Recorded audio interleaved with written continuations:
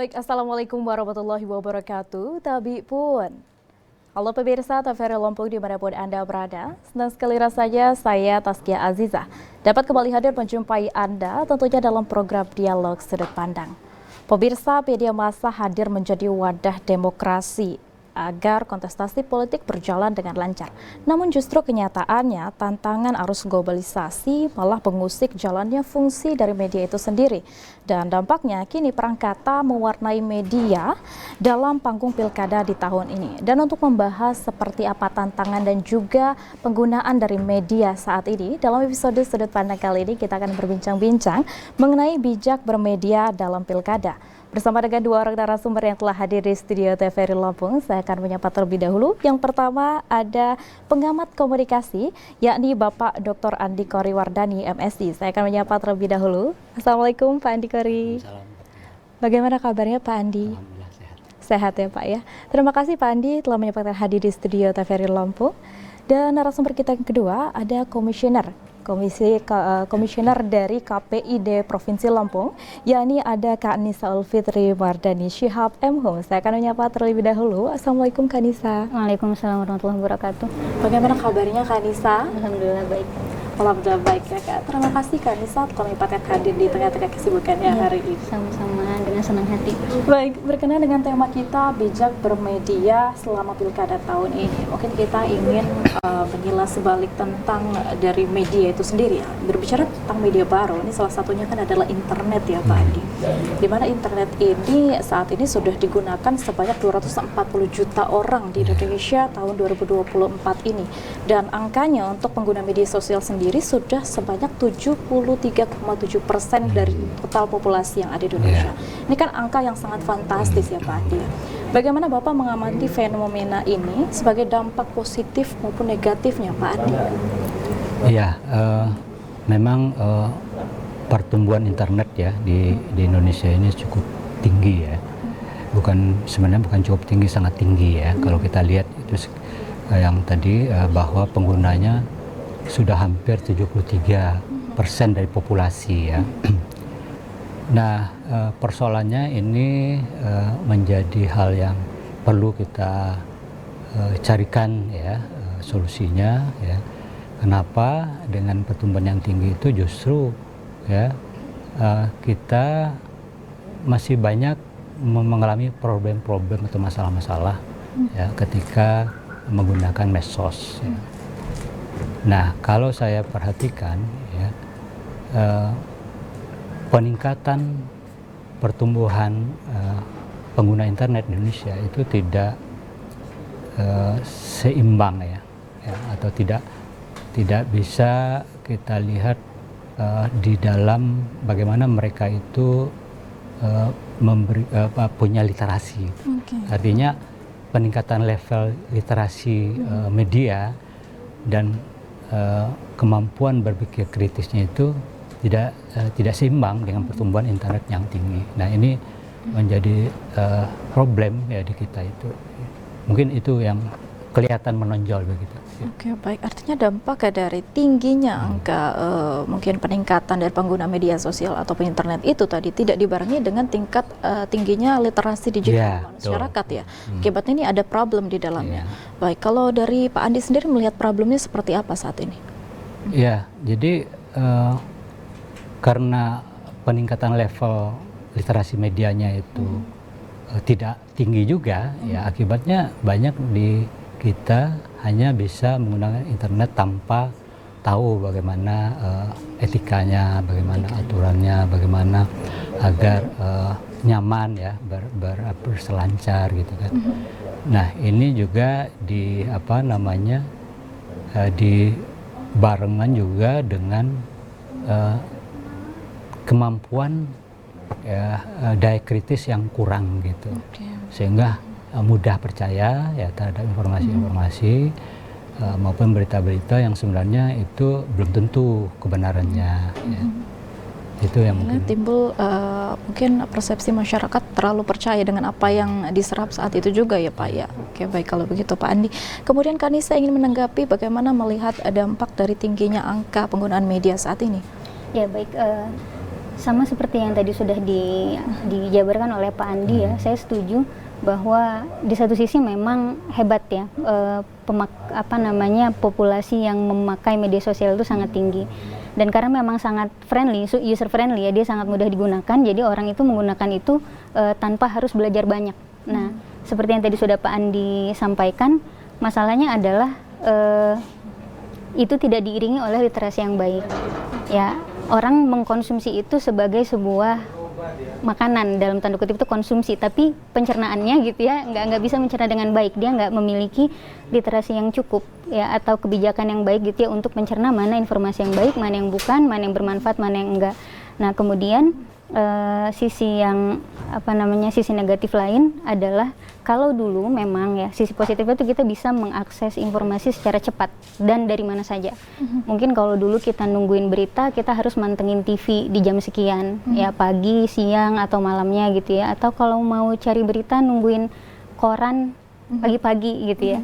Tapi kalau sekarang kan Anda mengakses internet lewat platform apapun, baik terpercaya ataupun tidak, kan pasti langsung muncul. Tapi sisi negatifnya adalah bahkan ketika kamu tidak mencari pun informasi itu akan memaparkan diri ke kamu gitu. Ya kan, kamu terpapar dengan banyak informasi sehingga secara mental mungkin sudah merasa saturated ya, sudah merasa jenuh gitu dengan keberlimpahan informasi. Akhirnya ketika ada sesuatu hal yang ingin diakses atau penting untuk diakses, sudah terlalu jenuh, jadi malah tidak mengakses yang itu karena terlalu banyak gitu, informasinya berlimpah. Kemudian juga sisi negatifnya menurut saya, karena tadi Pak Andi juga menyasarnya tentang literasi ya, mungkin kita bisa ya aman untuk kita katakan bahwa mungkin generasi terakhir itu generasi milenial yang masih bisa menikmati televisi dan radio ya. Setelahnya kan full tuh konsumsinya adalah media elektronik. Nah, mereka itu karena keseringan gitu scrolling ya di TikTok atau Instagram segala macam, membuat attention span mereka kan jadi pendek. Jadi jangankan mau membaca ya, bacaan itu kan satu buku itu panjang gitu, mereka sudah terbiasa 30 detik nggak menarik di scroll gitu. Jadi mungkin itu fenomenanya yang saya lihat sih Mbak Taskia. Oke, benar sekali ya. Tadi dikatakan memang saat ini memang terpaan informasi itu sangat luas, dan mungkin masyarakat juga semakin banyak pilihan untuk memilih media-media mana dan juga informasi apa yang akan diterima. Namun sejauh ini melihat dari trennya Kak Nisa, bagaimana Kakak melihat media yang paling digemari atau mendominasi di antara media-media lain yang digunakan ketika menyebarkan informasi atau menerima informasi, Kak? Oke, untuk generasi saat ini beda platform, beda budaya sih ya kalau saya melihatnya. Kalau untuk penyebaran informasi mungkin terkait isu-isu yang trending atau dalam tanda kutip cukup berat ya, tidak sehari-hari, mungkin orang rujukannya akan di Twitter ya. Twitter. Tapi maksudnya gini, tiap platform itu punya dinamika yang berbeda. Alamnya itu sepertinya seperti beda alam. Mungkin kalau di Twitter yang mana yang trending, orang mau mengungkapkan pikiran paling dalamnya itu bisa gitu di situ, dan orang akan menerima, terus kemudian terbiasa ya untuk membantah kah atau berargumen atau menyetujui di Twitter kan seperti itu. Tapi kalau misalnya di Instagram dia juga punya dinamikanya sendiri gitu ya. Mungkin ada selebgram yang akhirnya ketika dia memposting sesuatu yang ada hubungannya dengan misalnya politik kah atau apa gitu, nah orang tuh akan menjadikan dia rujukan gitu di situ tanpa perlu banyak berargumentasi. Terus kemudian TikTok itu adalah sarana yang untuk menyebarkan informasi meskipun bukan berita ya, informasi saja secara umum. Mungkin nilainya bukan berita, tapi sepertinya setiap orang itu karena dia self-publish bisa mempublikasi dirinya sendiri, jadi ya gampang menyebarkan informasi dari TikTok, mungkin seperti itu. Baik, kalau begitu terima kasih Kak Nisa. Pak Andi, tadi kita sempat mendengarkan ya preferensi atau pilihan dari media-media, jenis media yang saat ini digunakan dan diminati masyarakat. Salah satunya tadi di Instagram, di mana influencer maupun kita sendiri bisa menjadi suatu contoh informasi yang bakal disebarkan ya Pak ya. Dan ini bisa kita kaitkan juga dengan situasi politik di tahun ini, khususnya di pilkada ya Pak, di mana kita baru saja mendengar konflik pilkada yang terjadi di KI ini meluapkan polemik ya di tengah masyarakat, sampai kemarin sempat ada tagar peringatan darurat Indonesia saat ini sedang tidak baik-baik aja. Dan kita juga melihat di Provinsi Lampung juga ada aksi demonstrasi terhadap hal itu. Bagaimana tanggapan dari Pak Andi? Kalau kita perhatikan itu kan sebenarnya dinamika ya, dinamika demokrasi ya. Jadi kalau kita lihat ya hal-hal itu seperti yang wajar saja ya. Artinya di situ kalau ada yang tidak sesuai ya dengan pendapatnya atau keinginannya itu, kita bisa memberikan respon. Nah, ini diatur oleh undang-undang. Artinya yang penting ya, aspirasi masyarakat itu harus diperhatikan. Jangan sampai tersumbat ya. Nah, kalau tersumbat kemudian tidak ada penyaluran ya, kita atau masyarakat ya pasti akan melakukan hal-hal yang memberikan suatu masukan gitu ya, protes dan lain sebagainya. Itu adalah bagian dari komunikasi. Artinya di situ diatur ya, diperbolehkan ya. Nah, oleh karena itu yang perlu diperhatikan adalah bagaimana ya aspirasi masyarakat yang berkembang itu bisa disalurkan, bisa dipahami, bisa ditanggapi gitu kan, bisa direspon ya. Nah, ini yang penting gitu kan. Tapi dari kejadian peristiwa yang baru saja terjadi ini, apa dari tanggapan Bapak melihat fenomena penyebaran informasi tentang tagar tersebut, apakah cukup signifikan efeknya Pak terhadap penentuan kebijakan atau adanya inisiatif dari pemerintah mengubah kebijakan seperti itu Pak? Iya, kalau kita lihat kan ada ya, jadi di situ DPR ya, itu melakukan perubahan ya, jadi tidak lagi merevisi ya undang-undang pilkada. Nah, ini merupakan suatu masukan kan dari aspirasi masyarakat yang direspon ya, dan itu menurut saya sesuatu yang perlu ya diberi apresiasi. Artinya di sini kinerja ya di DPR itu perlu ya dievaluasi ya.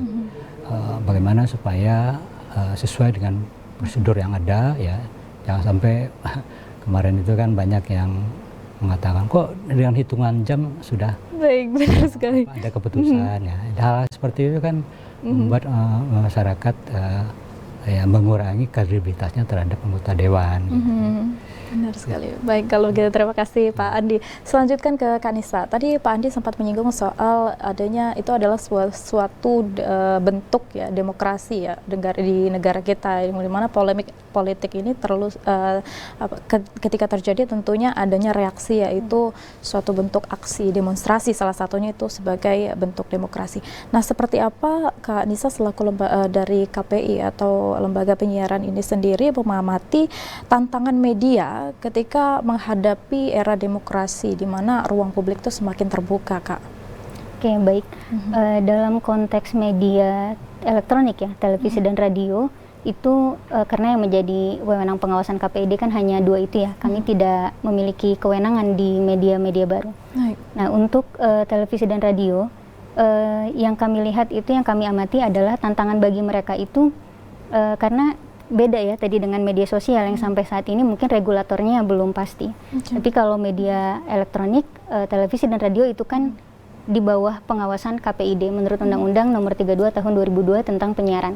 Nah, salah satu yang disoroti dari televisi dan radio itu adalah dalam hal politik mereka harus menampilkan siaran yang netral, ya kan, tidak partisan, tidak memihak satu peserta pemilu tertentu atau partai tertentu. Tapi kita juga tidak bisa menutup mata bahwa media itu ya dimiliki oleh orang-orang yang juga merupakan pejabat-pejabat atau petinggi partai. Ya, di belakang layar memang tidak relevan ya, itu tidak menjadi bagian kami. Yang kami soroti hanya pasca tayangnya. Jadi bagi kami sepertinya tantangannya itu adalah bagaimana mereka yang sejatinya punya kepentingan politis tertentu ya, apalagi sekarang pilkada. Kita udah lihat beberapa partai itu ke arah mana, kemudian dan kita tahu petinggi-petinggi itu tuh pemilik media yang mana gitu. Jadi tantangan mereka itu adalah bagaimana bersikap netral gitu ya, terus kemudian tidak partisan dan tetap menjunjung tinggi kode etik jurnalistik gitu, seperti itu. Baik, kalau begitu terima kasih Kak Nisa. Saya ingin meminta tanggapan dari Pak Andi. Pak Andi, mengenai tadi apa yang disampaikan Kak Nisa tentang adanya kepemilikan dari suatu media atau bagaimana pengaruh kekuasaan terhadap suatu media itu sendiri, Pak Andi? Ya jelas ya, kalau seorang memiliki ya apa namanya media, tentu saja dia akan memberikan katakanlah pengaruhnya ya, dan itu tidak bisa kita katakan tidak ada ya. Jadi tidak ada media yang 100% ya itu netral, ya.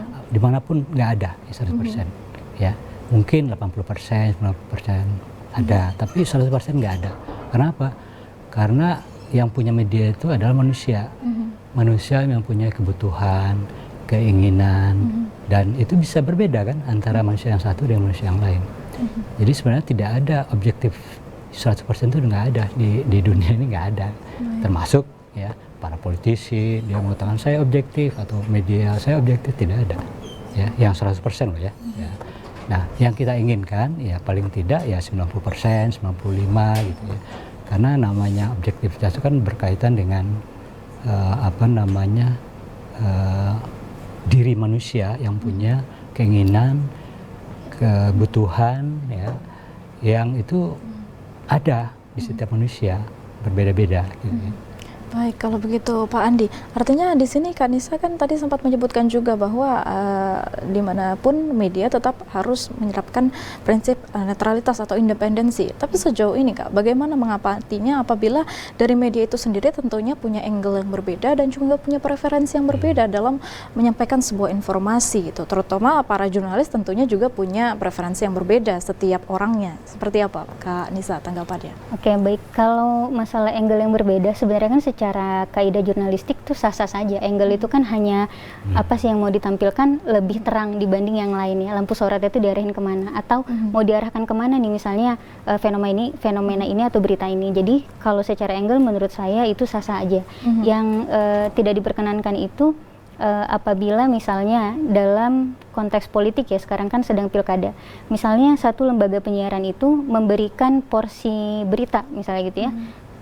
Terhadap tentang satu paslon, tapi kemudian paslon yang lain itu tidak dapat porsi berita yang sama, misalnya gitu, atau memberikan satu ruang diskusi, mengundang satu paslon, kemudian paslon yang lain tidak ada, itu yang tidak boleh.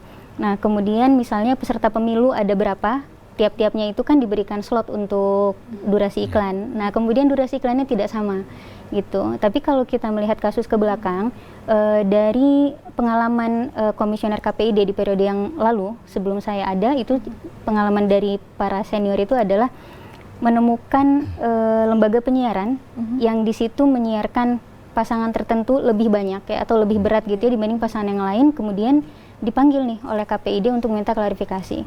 Ternyata ketika diklarifikasi, pihak lembaga penyiaran ini sebenarnya sudah mengirimkan surat tawaran bekerja sama kepada setiap paslon. Cuman tidak semua paslon atau peserta pemilu itu responsif gitu. Beberapa menyanggupi, beberapa enggak. Nah, otomatis kan berarti kontennya enggak, satu konten yang paslon ini tidak sebanyak paslon yang lama, yang lainnya gitu ya. Atau kasusnya adalah ada satu pasangan calon atau peserta pemilu itu dia rajin ya, apa namanya, mensosialisasikan diri atau visi misi, jadi banyak gitu kegiatannya. Otomatis kan lembaga penyiaran itu mudah mencari berita, tapi ada paslon yang lain yang mungkin tidak seintens itu gitu. Nah, akhirnya makanya nggak muncul bobot berita yang sama. Seperti itu sih dinamikanya. Artinya ini muncul ketidakberimbangan ya ketika suatu media itu berpihak pada suatu paslon tertentu atau calon yang akan melakukan kampanye lewat media tersebut, seperti itu. Dan saat ini artinya KPI sudah menjalankan fungsinya sebagai lembaga pengawasan agar media ataupun informasi itu berimbang ya Kak ya. Baik, kalau begitu terima kasih Kak Nisa. Pak Andi ingin menanggapi fenomena yang terjadi dari apa yang disampaikan dari Kak Nisa itu, Pak Andi. Jadi ini yang berkaitan dengan ini ya, netralitas atau netralitas keberpihakan media dengan salah satu paslon ataupun caleg ya Pak ya. Ya, kalau aturannya sudah ada kan, tadi sudah sampaikan ya, media itu harus netral. Jadi artinya di sini tidak boleh berpihak satu sama lain. Nah, itu memang apa namanya konsep atau teorinya kan seperti itu. Tapi di balik layar kita nggak tahu kan. Nah, itu yang memang sering ditemukan ya di luar media gitu ya. Nah, tapi kalau di media kita sudah paham kan, artinya di sini kita bisa melihat ya perbandingannya tadi sudah disampaikan kan. Kalau kita perhatikan di tingkat nasional ya, pengaruh itu ada ya, jelas ada ya. Hanya kita melihat di sini pengaruhnya itu bisa apakah besar atau tidak. Nah, itu tergantung dari bagaimana mengemasnya kan. Tapi yang jelas di sini tentu saja kita tidak bisa tutup mata ya bahwa kepastian ya untuk mereka mempengaruhi itu ada ya, karena itu kan milik mereka kan, ya mungkin 100% gitu ya, seperti apa yang dikatakan tadi ya. Baik, artinya Bapak di sini kita sebagai masyarakat perlu juga menyadari adanya mungkin konflik di dalamnya ataupun keberpihakan suatu media agar kita bisa menyerap informasi dengan cermat ya Pak ya. Artinya dari masyarakat sendiri bagaimana memilih media yang memang tidak berpihak ataupun yang informatif itu sesuai dengan faktanya seperti ya, itu yang tadi yang saya sebutkan tadi. Jadi harus ada peningkatan literasi media, bagaimana memilih media yang baik, bagaimana kalau misalkan anak-anak yang menonton televisi yang baik, mendengar radio yang baik. Nah, itu yang kurang kita. Artinya di sini kalau kita bandingkan ya di negara-negara maju seperti di Korea, di Jepang, itu mulai TK ya mereka sudah diajarkan bagaimana memilih media yang baik, bagaimana mendengar radio yang baik dan lain sebagainya. Dan itu sejak kecil mereka sudah diajarkan tentang kemampuan berliterasi. Nah, problemnya di sini kita di Indonesia ya itu belum banyak kita lakukan ya, hal seperti itu belum banyak kita lakukan. Dan kita harus menyadari bahwa media sosial itu punya algoritma sendiri ya. Itu kalau di di ilmu komunikasi namanya itu efek filter gelembung ya. Jadi media sosial itu punya algoritma di mana mereka akan menyiarkan atau memuat ya informasi-informasi yang disukai oleh yang menontonnya gitu. Artinya kalau kita misalkan senang satu paslon ya, nah itu paslon itu terus menerus ya datang ke kita dengan berbagai apa saja ya, kebaikan-kebaikan visi dan misi. Tapi tidak memasukkan lawannya gitu. Nah, ini kan artinya nanti mereka berpikir sempit gitu. Artinya di sini belum tentu ya si lawan itu kurang bagus kan. Karena nggak bisa diakses oleh mereka. Karena yang diakses itu adalah mereka yang disenangi oleh si pengguna ini gitu. Nah, ini kan berbahaya ya ketika misalkan kita sebenarnya punya pilihan yang beragam, yang banyak, yang mungkin itu lebih baik daripada apa yang kita tonton gitu kan. Nah, ini yang berbahayanya. Jadi kita harus punya kesadaran bahwa media sosial itu punya algoritma sendiri ya.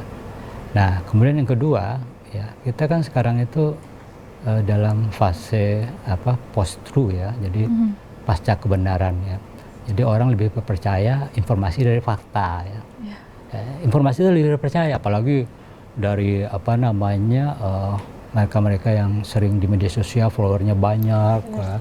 Dan itu mereka belum tentu kan ahli di bidangnya, tapi karena banyak penggemarnya, banyak pengikutnya, itu lebih dipercaya daripada pakar. Nah, itu disebut juga bahwa adanya istilah matinya kepakaran ya.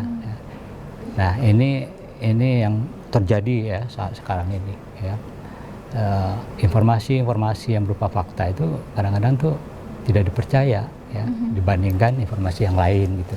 Jadi fakta itu kadang-kadang itu sudah jelas tapi tetap mungkin dia dapat informasi yang berbeda ya. Nah, itu lebih dipercaya gitu ya. Oke, baik Pak. Ya, nah, ini yang jadi tantangan kita ya.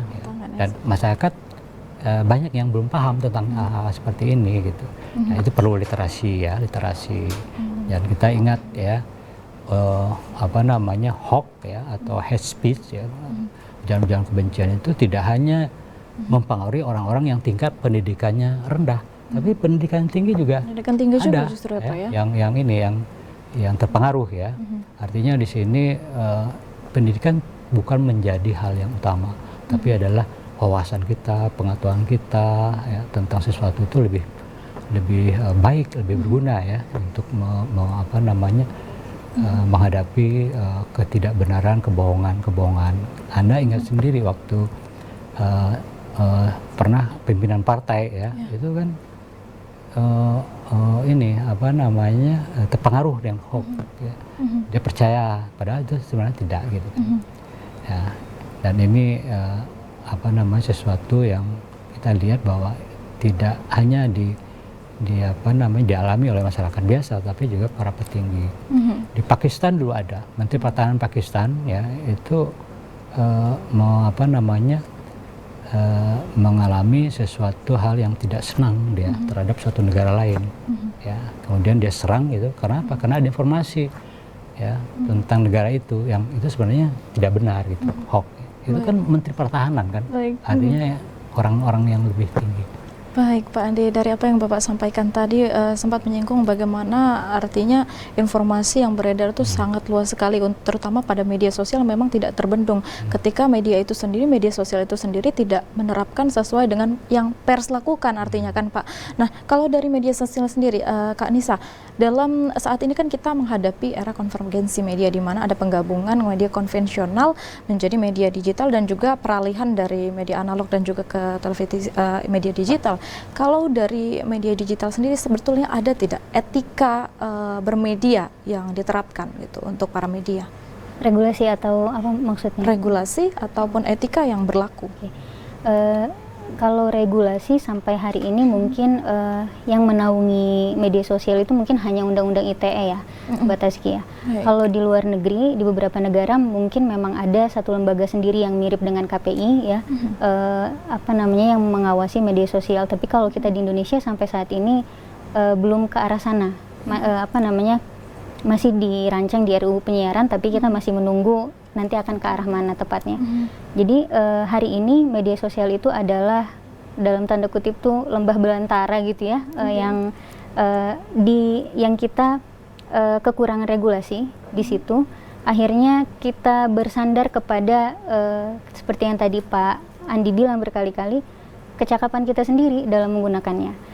Tapi tidak semua media itu bebas, artinya karena tadi converge ya, ada konvergensi, sebenarnya kan ada di media sosial atau internet, itu yang bersumber dari media elektronik ya, seperti televisi dan radio.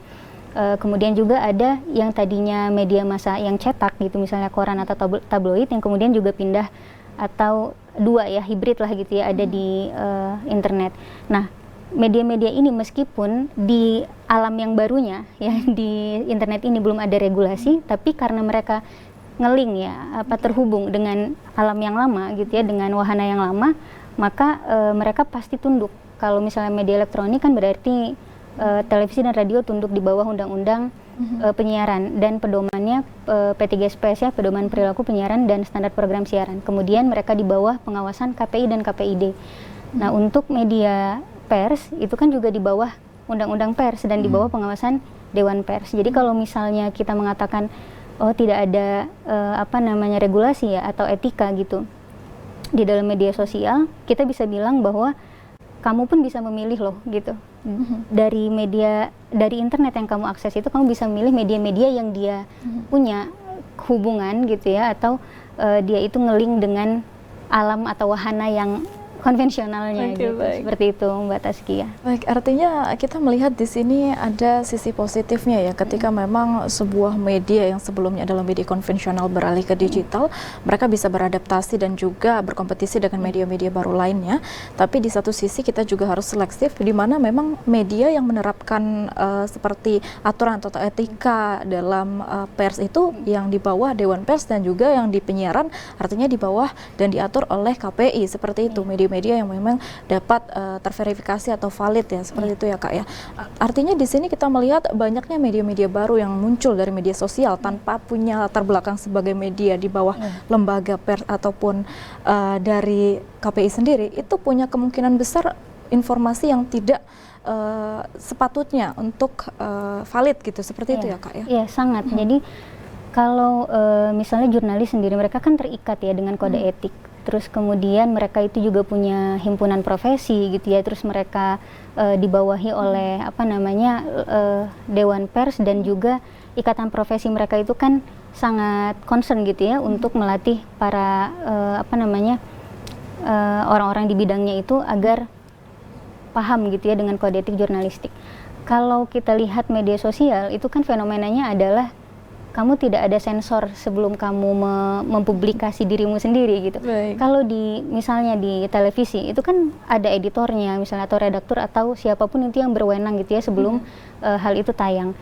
Jadi tidak ada yang mengkurasi. Kalau bahasa seni itu nggak ada kuratornya. Jadi sebelum sebuah karya seni itu dipamerkan kan kuratornya akan melihat dulu, bentar nih dilihat yang mana yang bagus. Kalau media sosial tuh siapa yang memfilter kamu gitu, kamu hanya tunduk dengan syarat dan ketentuan platform masing-masing gitu, tapi tidak ada regulasi yang yang mengatur itu lebih daripada platform masing-masingnya gitu. Baik, kalau gitu terima kasih Kak Anissa, dan kita akan lanjutkan perbincangan menarik kita setelah jeda pariwara berikut ini. Untuk itu pemirsa, jangan kemana-mana, tetaplah bersama kami di Sudut Pandang.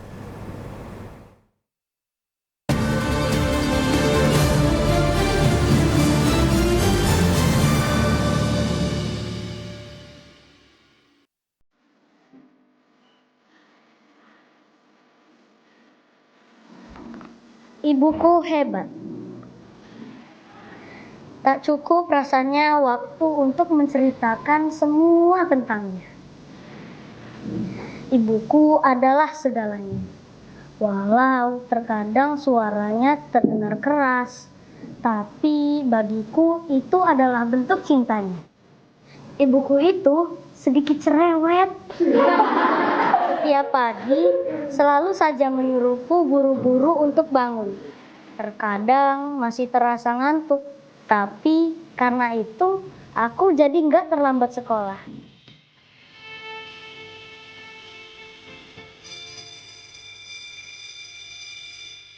Ibuku juga persis seperti Mandor. Selalu menyuruhku membantu pekerjaan rumah. Disuruh bantuin nyapu, cuci piring, nyiram tanaman. Tapi nggak apa-apa lah, karena ibu selalu menyiapkan masakan enak kesukaanku. Ibuku hebat. Kasih sayangnya tak pernah terbatas. Dialah ibu bagiku.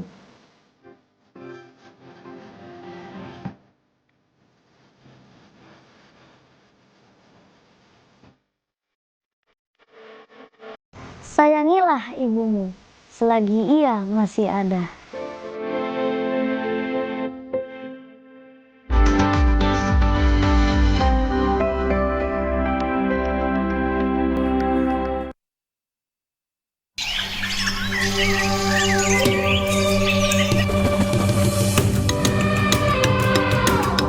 Taman Nasional Waikambas, kawasan konservasi dengan luas sekitar 125.000 hektar, kaya akan satwa liar dan menjadi habitat gajah Sumatera, Elepas maximus sumatranus. Keberadaan kawasan konservasi Waikambas sangat penting untuk melindungi satwa gajah yang masuk kategori appendix ini. Dan inilah lokasi tempat keseharianku sebagai seorang mahout. Interaksiku bersama hewan besar ini membangun keterikatan emosi layaknya orang tua dan anak.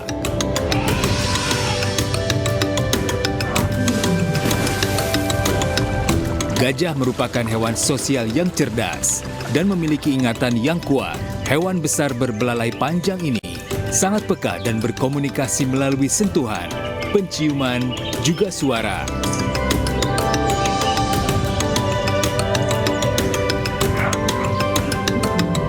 Konflik gajah dengan manusia, penyusutan hutan habitat alami gajah, dan perdagangan gading ilegal menyebabkan gajah diambang kepunahan. Satu pesanku, lindungi, lestarikan dari kepunahan demi kelangsungan hidup binatang langka. Stop perburuan gajah.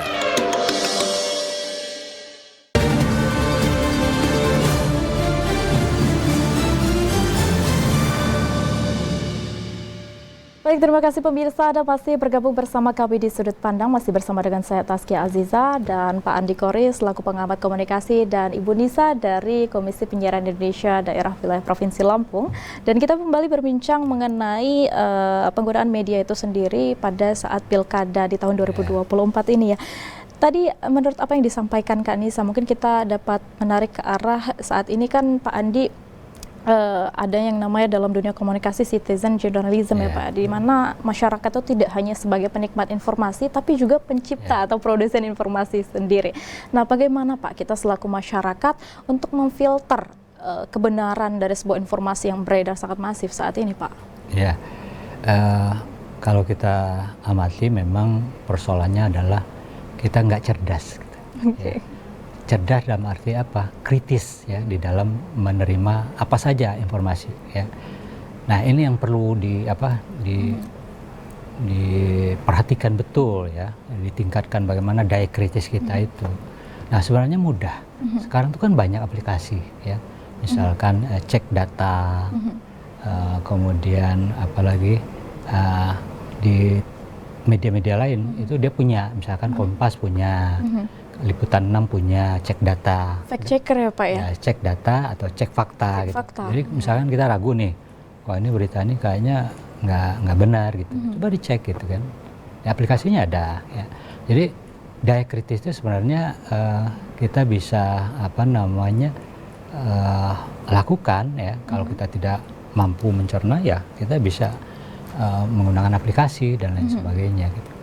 Nah, ini yang sebenarnya kurang dari kita kan, daya kritisnya itu. Sehingga begitu, wah ini informasi yang cocok nih dengan saya nih, paslonnya benar nih. Kemudian kita share langsung kan.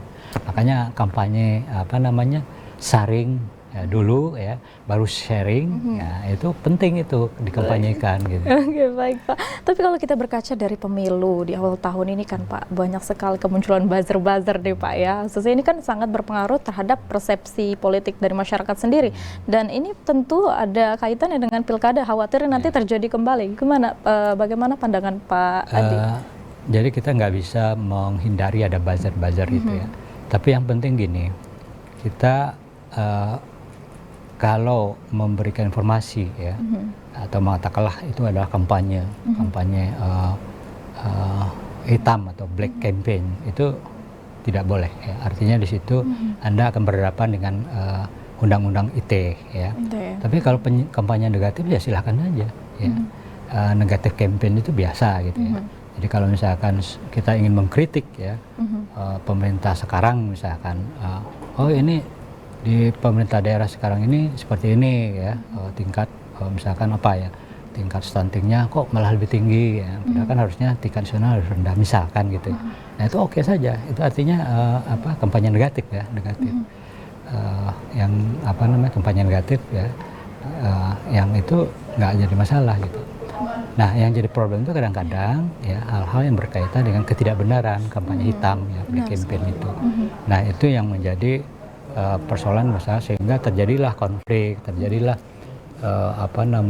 kesalahpahaman, dan itu akan biasanya ya masyarakat akan terpecah gitu. Nah ini yang perlu kita hindari, hal seperti itu. Oke, baik Pak Andi. Kak Nisa, tadi kita sempat membahas mengenai suatu bentuk konten dari media itu sendiri ya Kak, yang dimana memang diatur dalam regulasi P3SPS dari KPI sendiri. Nah, bagaimana sebetulnya dalam pilkada nanti konten yang layak atau tidak layak dalam hal kampanye politik Kak di media? Baik. Seperti apa Kak? Kalau kampanye itu kan berarti bicaranya iklan ya, Mbak Taskia, iklan kampanye. Karena kalau di P3SPS itu program yang berhubungan dengan pemilu itu dibedakan antara iklan kampanye dengan pemberitaan. Satu lagi sosialisasi. Jadi ada tiga jenis: pemberitaan, sosialisasi, dan iklan kampanye. Nah, terkait iklan kampanye itu irisannya sangat besar dengan undang-undang yang menaungi para penyelenggara pemilu ya, seperti KPU, Bawaslu gitu ya. Nah, di situ kalau di P3SPS itu dikatakan tuh hanya tunduk ya, hanya harus tunduk kepada regulasi yang dikeluarkan oleh penyelenggara pemilu. Jadi sebenarnya diaturnya lebih detail lagi tuh di PKPU justru. Di PKPU itu secara detail disampaikan bahwa iklan kampanye maksimal satu peserta pemilu itu dalam satu hari hanya 10 spot ya, 10 spot dengan durasi 30 detik, kemudian untuk di radio 60 detik. Nah, apakah iklan itu layak atau enggak, itu kan ditentukan oleh KPU dan sensor lembaga yang berwenang ya. Kalau misalnya dia iklan berarti LSF, atau nanti biasanya masuk ke KPU dulu untuk diperiksa apakah dia layak tayang atau tidak. Kemudian idealnya iklan kampanye itu berarti dia menampilkan foto diri gitu ya, visi misi, program, terus kemudian nomor peserta gitu ya. Pokoknya semuanya tuh ada di situ ya, sebagaimana iklan ya. Yang tidak layak ya artinya kalau di situ nggak ada nomor pesertanya, nggak ada fotonya, terus kemudian nggak ada visi misinya, orang kan nggak tersosialisasi, nggak tahu ini siapa dan sedang apa gitu, maksudnya dalam maksud apa gitu ya. Dan tentu saja secara umum yang tidak boleh adalah ketika iklan-iklan tersebut tadi melakukan black campaign ya, atau misalnya hate speech gitu, atau menjatuhkan lawan ya, jual saja dirinya dengan sebaik-baiknya gitu ya, citra diri yang positif. Seperti itu mungkin buat Taskia. Baik, artinya memang sudah ada regulasi juga ke arah sana ya Kak ya, meskipun memang sepenuhnya tanggung jawab ada di PKPU atau dari KPU sendiri. Kalau dari KPU sendiri adakah bentuk sosialisasi juga dalam keterlibatan pilkada ini agar bagaimana para paslon nanti atau para partai politik yang berkompetisi di pilkada nanti dapat menjalankan sesuai aturan dari KPI seperti itu? Perlu kita dudukkan dulu ya, posisi KPI ini adalah lembaga yang mengawasi pasca tayang. Artinya kami tidak punya kewenangan untuk mengurus hal-hal pratayang. Kemarin itu menjelang tahun 2024, KPI bersama dengan KPU, kemudian Bawaslu dan Dewan Pers itu bersatu dalam satu gugus tugas pengawasan pemilu. Gitu ya, tapi jadi memang hanya pengawasan. Nah, artinya di luar pengawasan pasca tayang itu pihak penyelenggara pemilu seperti KPU, Bawaslu dan DKPP yang punya hak di sebelah situ. Apa yang dilakukan oleh KPI ya di dalam pemilu ini, pertama tupoksinya dulu sendiri ya, di dalam ibaratnya di dalam kantor sendiri itu melakukan pengawasan yang lebih ketat. Terus kemudian kedua, kami itu selama tahun 2024 melakukan kunjungan ke banyak KPU dan Bawaslu yang ada di provinsi, di setiap kota dan kabupaten, juga kepada lembaga penyiaran itu memberikan edukasi ya, agar mereka menayangkan program yang meliterasi masyarakat terkait pemilu. Bahkan KPI di Lampung juga mengeluarkan surat himbauan kepada lembaga penyiaran untuk membuat satu iklan layanan masyarakat di tiap LP-nya sendiri ya, bergantung dengan kreativitas mereka untuk turut meramaikan nih demokrasi kita ya, karena pilkada ini kan pesta 5 tahunan.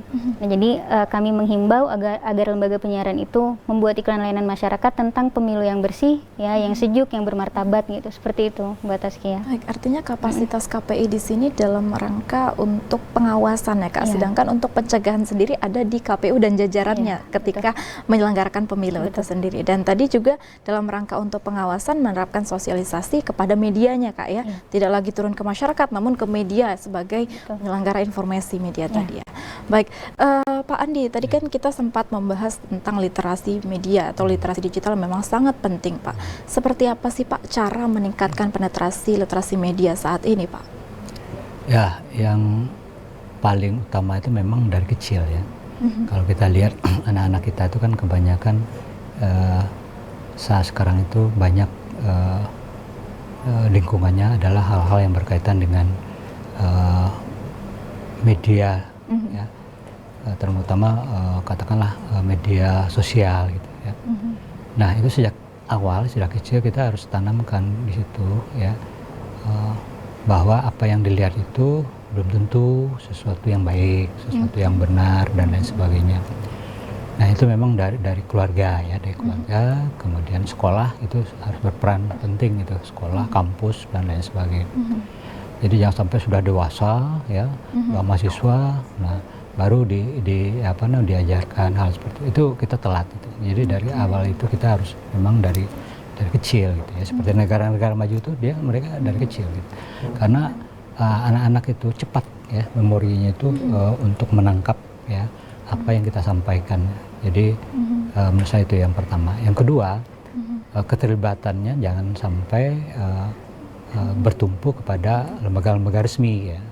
Jadi apa namanya, keterlibatan masyarakat secara luas ya, itu penting ya. Misalkan LSM, kemudian termasuk juga partai politik ya. Nah, terutama begini ya, bagaimana meningkatkan kredibilitas ya masyarakat ya untuk ikut dalam pilkada misalkan. Itu kan mereka ingin bahwa apa yang disampaikan ya, itu dilaksanakan ya. Misalkan visi dan misi ya. Nah, ada istilah, wah itu bukan menjual tapi membual gitu kan. Ya, jadi apa yang sudah disampaikan begitu dia menjabat atau terpilih nggak dilakukan gitu. Nah, ini kan ada kekecewaan masyarakat. Nah, ini yang perlu diperhatikan ya, bahwa mereka-mereka yang ingin jadi pemimpin ya, itu harusnya dia betul-betul ya menjual visi dan misi dan dilaksanakan nantinya ya, sehingga bukan membual ya. Jadi dia betul-betul menjual dalam komunikasi pemasaran politik ya. Itu hal yang penting ya untuk bagaimana merekrut ya orang-orang yang ingin ya apa namanya, simpati kepada kita ya, dengan cara seperti tadi ya, melaksanakan apa yang sudah disampaikan gitu ya. Baik Pak, artinya memang cara efektif dari peningkatan literasi digital itu sendiri ya diterapkan dari suatu pendidikan dari kecil ya Pak ya, dari orang tua, dari keluarga, bahkan di lembaga pendidikan setiap stratanya. Artinya ini sebuah hal yang penting ya Pak, ditambah lagi dengan peran dari pemerintah sendiri dan juga para pejabat yang terpilih agar bagaimana membentuk image yang dapat dipercaya oleh masyarakat, sehingga masyarakat sendiri ketika menerima informasi itu tidak ragu-ragu atau tidak rancu ya Pak, seperti itu. Baik, tapi dari pemerintah sendiri, menurut pengamatan dari Pak Andi, apakah saat ini pemerintah cukup mendukung program literasi ataupun peningkatan kecakapan dalam bermedia, Pak? Saya pikir Kominfo sudah banyak ya. Sudah banyak ya, program-program tentang literasi media, banyak sekali ya, sampai ke daerah-daerah, termasuk daerah-daerah terpencil ya. Nah, masalahnya kok masih ada gitu ya, seperti tadi yang saya sampaikan, banyak hal-hal yang belum ya terselesaikan atau belum kita harapkan gitu. Ya tentu saja kan karena luas ya, Indonesia itu luas ya. Jadi apa yang dikatakan Kominfo, apa yang dilakukan Kominfo itu mungkin sebagian kecil gitu kan. Nah, kita perlu membantu, termasuk pemerintah daerah ya, tingkat kelurahan ya, tingkat RT dan lain sebagainya ya. Itu kita bisa apa namanya, berperan di situ gitu ya. Nah, ini yang mungkin ya harus masif gitu ya. Kalau kita ingin apa namanya, bermedia sosial yang bijak ya, yang bisa apa namanya, memilah mana yang benar, mana yang tidak, mana yang bohong, mana yang benar dan lain sebagainya. Nah, itu memang harus ada apa, upaya kerja keras gitu seperti itu.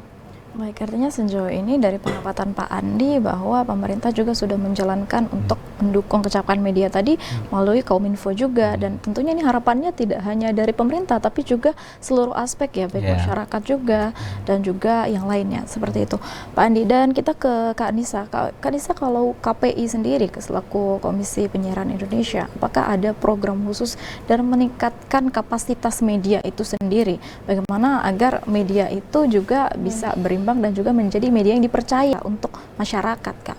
Oke. KPID Lampung itu ya, khususnya itu setiap tahun punya satu program namanya sosialisasi P3SPS ya. Jadi kebanyakan lembaga penyiaran itu seperti ini.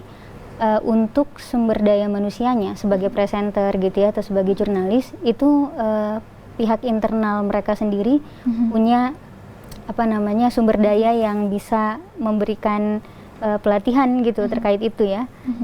Tapi yang kurang justru di bidang regulasi gitu. Kebanyakan kalau misalnya kami kunjungi lembaga penyiaran itu presenter gitu, atau bahkan penanggung jawab program, dan bahkan mungkin kepala stasiunnya sendiri itu kurang familiar dengan P3SPS, padahal satu-satunya rujukan tuh buku putihnya itu adalah itu, seperti itu. Jadi yang dilakukan KPID dari tahun ke tahun adalah membuat sosialisasi atau pelatihan gitu ya, pelatihan P3SPS atau regulasi lain. PKPI itu kan terus bermunculannya seiring berjalannya waktu dan seiring kebutuhan.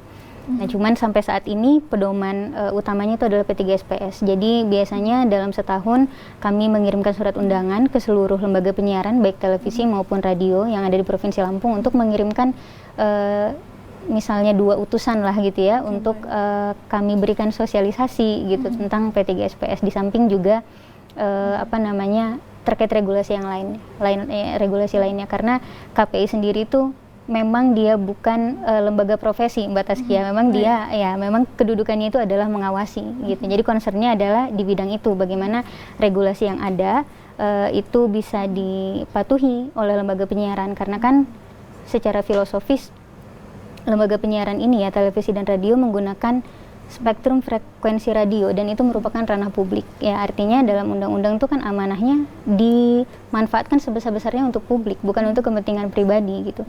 Dan KPI meskipun ya adalah lembaga negara independen, di dalam undang-undang itu dikatakan komisionernya atau anggotanya itu merupakan wujud peran serta masyarakat gitu. Jadi justru kami ini maksudnya adalah gimana nih masyarakat mendapatkan siaran yang sehat gitu. Makanya ada regulasi itu, dan regulasi itu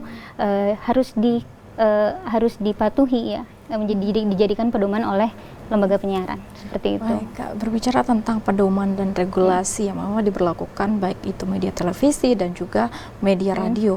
Nah, seperti apa Pak, Kak, konsekuensi yang diberikan ketika memang suatu lembaga penyiaran itu melanggar aturan yang telah ditentukan dari KPI, Kak? Oke, jadi jika ada lembaga penyiaran yang melanggar, KPI punya hak untuk memanggil dan meminta klarifikasi, tapi itu hak ya. Artinya kalau memang fase itu tidak kami ambil pun tidak apa-apa, langsung masuk teguran pertama gitu. Jadi misalnya ada dugaan pelanggaran, terus kemudian anggota KPI atau KPID itu pleno gitu ya, oh ini ada dugaan pelanggaran ini, dia melanggar P3 atau SPS pasal sekian-sekian gitu ya. Terus hasil sidang pleno itu memutuskan bahwa itu melanggar, maka lembaga penyiaran yang melakukan pelanggaran punya hak untuk ditegur gitu. Punya hak untuk ditegur, maka KPI akan mengirimkan surat teguran pertama. Jika program yang sama melakukan pelanggaran lagi, maka dia bisa diberikan surat teguran kedua. Memang di tiap pasal itu untuk tata cara penjatuhan sanksi ada pasal-pasal tertentu yang tidak melalui tahapan tadi, bisa langsung penghentian mata acara yang bermasalah, atau pengurangan durasi, atau pembatasan siaran. Denda administratif pun ada gitu ya, sampai nanti akhirnya adalah kalau dulu sebelum Undang-Undang Cipta Kerja itu disahkan, KPI punya hak mencabut izin, karena dulu perizinan itu ada di KPI. Tapi ketika Undang-Undang Cipta Kerja sudah disahkan, perizinan kan kembali dipusatkan ke Kementerian Kominfo.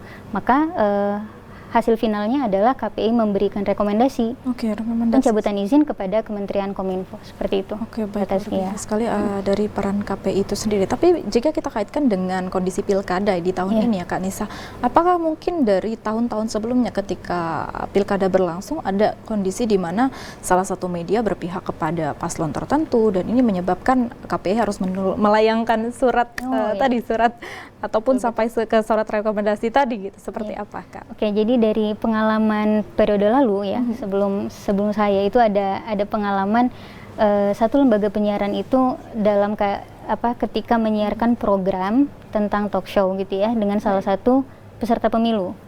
Kemudian hostnya itu tanpa sengaja memberikan dukungan kepada peserta pemilu, misalnya dengan kira-kira dengan mengatakan, oh Bapak pasti sukses nih Pak, Bapak pasti masuk nih, misalnya kalau saya lupa apakah dia caleg atau dia di pilkada gitu ya, saya lupa, tapi intinya Bapak pasti jadilah gitu. Nah itu langsung kan melanggar kode etik jurnalistik, karena kan jurnalis itu kan harusnya hanya mendedahkan kebenaran kan, bukan mengarahkan atau menggiring atau menggiring opini, seperti itu Mbak Taskia. Kalau gitu terima kasih Kak Nisa. Kak Nisa, menutup perjumpaan kita pada sore hari ini, boleh disampaikan pesan untuk masyarakat untuk bijak dalam menerima informasi, khususnya kepada media juga di saat memang banyak kita mengalami terpaan kasus dan juga informasi yang hoax, kemudian juga money politik, kampanye hitam dan berbagai tindakan kecurangan yang terjadi di media saat ini. Oke, baik. Terima kasih Mbak Taskia. Untuk masyarakat ya, karena saya adanya di KPI dan saya punya kewajiban untuk menumbuhkan iklim penyiaran yang baik.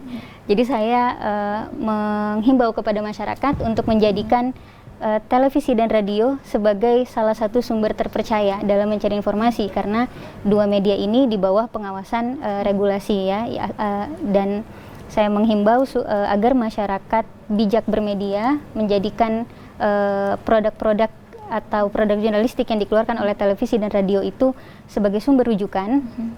Dan kita berharap dengan itu fungsi penyiaran, yakni media informasi, kemudian media pendidikan, hiburan yang sehat, serta kontrol dan perekat sosial itu dapat terwujud. Seperti itu Mbak Taskia. Baik, luar biasa. Terima kasih banyak Kak Nisa. Saya lanjutkan ke Pak Andikor yang menutup perjumpaan kita. Boleh disampaikan apa sebetulnya yang dapat kita garis bawahi dari bincang-bincang kita sore hari ini yang dapat menjadi rujukan atau yang dapat menjadi catatan untuk berbagai sektor, baik penyelenggara pilkada tahun ini maupun masyarakat, Pak Andi? Ya, jadi tantangan kita sebenarnya bagaimana masyarakat itu level ya literasi media itu meningkat gitu ya, dari tahun-tahun meningkat gitu.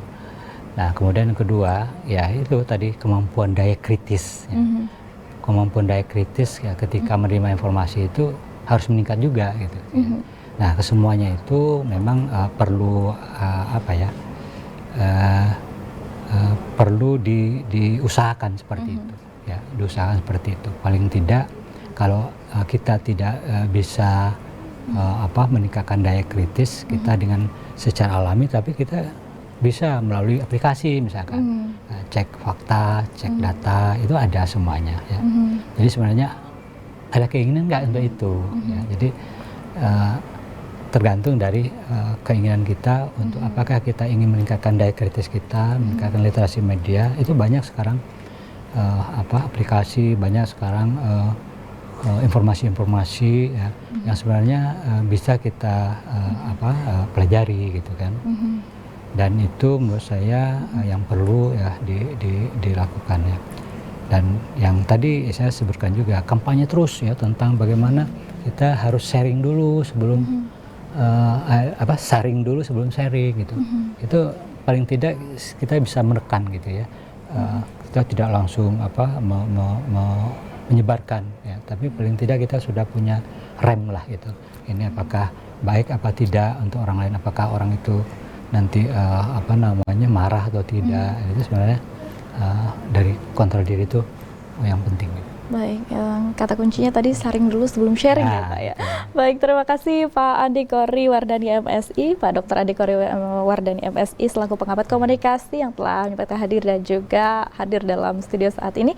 Dan saya ucapkan terima kasih juga kepada Ibu Nisa Ulfitri Mardani Syihab M.Hum selaku komisioner dari KPID Provinsi Lampung. Dan itulah tadi perbincangan menarik kita bersama dengan dua orang narasumber kita mengenai bijak bermedia pada Pilkada 2024 ini pemirsa. Dan tentunya kata kunci yang dapat kita tarik adalah bagaimana kita meningkatkan literasi digital kita saat ini. Dan tentunya ini tidak hanya peran dari pemerintah dan penyelenggara pemilu atau pilkada, tetapi juga peran serta dari seluruh aspek masyarakat. Dan akhirnya saya Taskia Azizah serta seluruh kerabat kerja yang bertugas mengucapkan terima kasih atas perhatian Anda. Selamat sore dan sampai jumpa. Wassalamualaikum warahmatullahi wabarakatuh. Terima kasih banyak.